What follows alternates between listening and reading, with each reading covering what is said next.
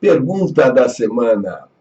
Para o concurso Pergunta da Semana desse 29º sorteio de livros, teremos livro em dobro, posto que na semana passada, por problemas técnicos, não conseguimos realizar o sorteio. Então, nesta semana, nós cumulamos os livros que seriam distribuídos na semana passada com o sorteio de hoje, com o concurso Pergunta da Semana de hoje. Bem, para esse concurso Pergunta da Semana, o projeto Estudando Direito vai distribuir, então, 4 livros, sendo 2 no canal do YouTube, Eventos do Universo Jurídico, e 2 no grupo Eventos do Universo Jurídico do Facebook. O doutor, a doutora, o colega que nos segue, que nos acompanha, precisará escolher um dos 2 canais para responder à pergunta de hoje, sendo que teremos 2 livros por canal para contemplar os colegas. E os livros de hoje, pensando nos colegas, nos acadêmicos que estão prestes a realizar as suas avaliações, posto que o isolamento social necessário neste momento de pandemia do coronavírus nos impede das aulas presenciais, alguns professores têm adotado a sistemática de enviar perguntas, casos para serem fundamentados com a doutrina e a jurisprudência. Pensando em dar uma colaboração para os colegas, os livros de hoje serão da brilhante advogada, articulista e escritora Alice Saldanha Vilar, o livro Direito Sumular STF e o livro Direito Sumular STJ. Nestas 2 primorosas obras, a brilhante advogada Alice Saldanha Vilar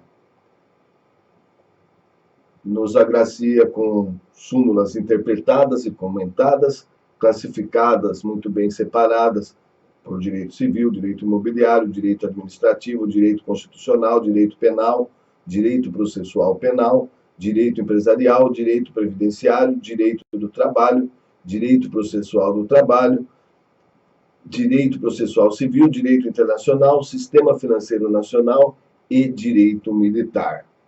Através do texto de leitura agradável e objetiva, a autora conseguiu abrir na confusa floresta da jurisprudência claras e amplas veredas que torna a sua obra um excelente instrumento de consulta para a comunidade acadêmica e forense.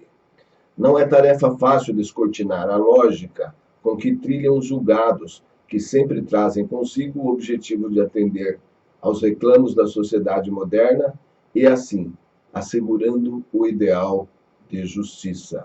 Trata-se de trabalho duradouro, desses que resistem à impiedosa e devastadora força do tempo.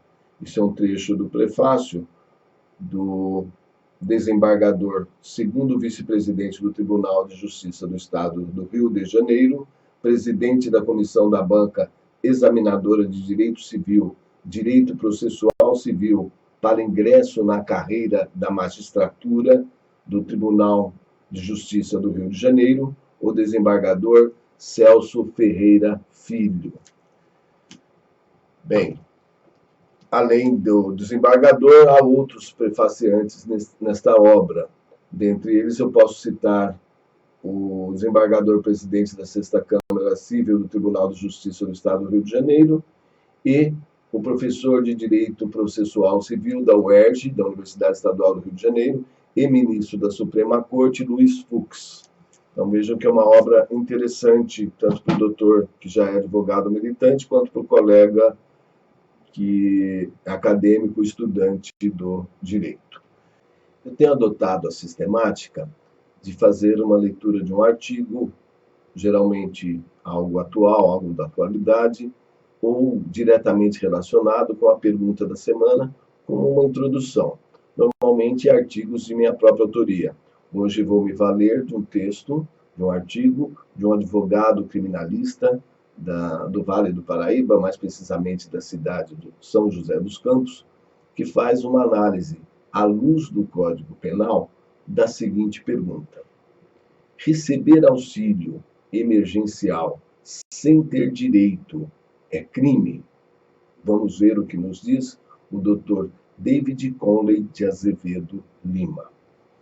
Em tempos sombrios como os atuais, medidas precisaram ser tomadas por parte do poder público a fim de evitar que pessoas em situações econômicas catastróficas não passassem fome.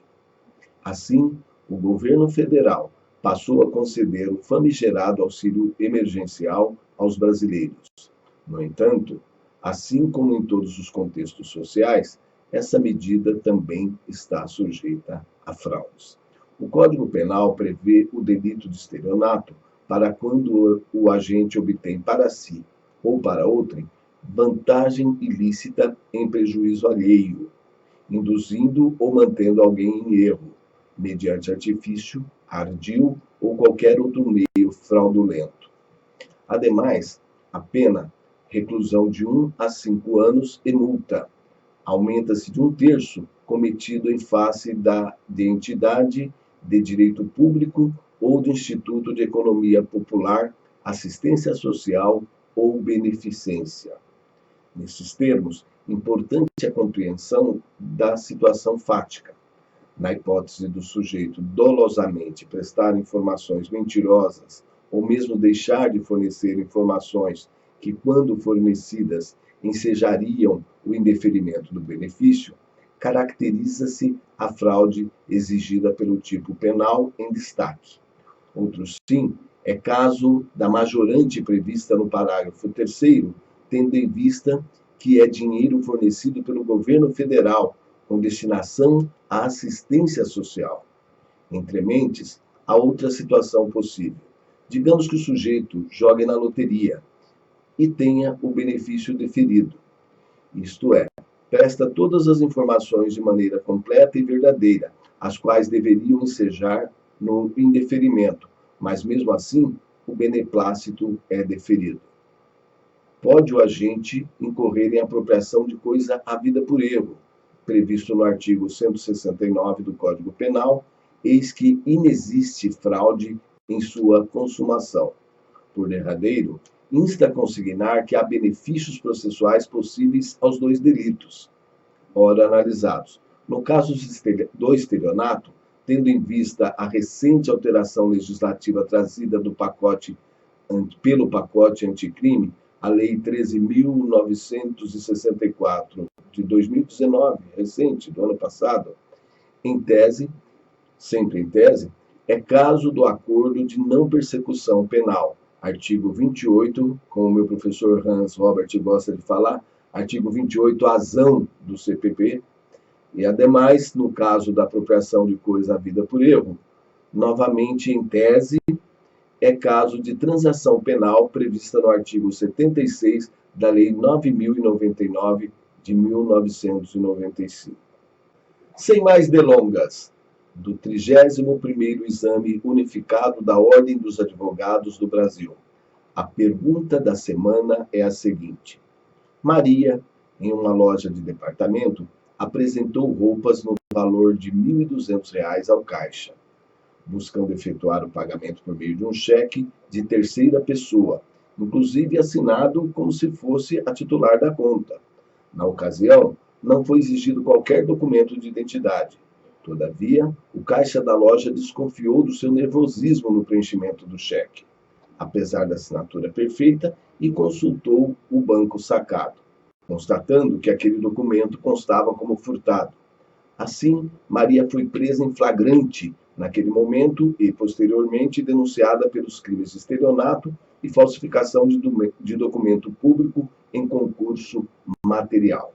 Confirmados os fatos, o advogado de Maria, no momento das alegações finais, sob o ponto de vista técnico, deverá buscar o reconhecimento. Alternativa A, do concurso formal entre os crimes de estelionato consumado e falsificação de documento público. Alternativa B, do concurso formal entre os crimes de estelionato tentado e falsificação de documento particular. Alternativa C, de crime único de estelionato na forma consumada, afastando-se o concurso de crimes. Ou alternativa D, de crime único de estelionato na forma tentada, afastando-se o concurso de crimes. Aguardo as respostas logo abaixo desse vídeo. tanto no canal do YouTube, Eventos do Universo Jurídico, quanto no grupo do Facebook de mesmo nome.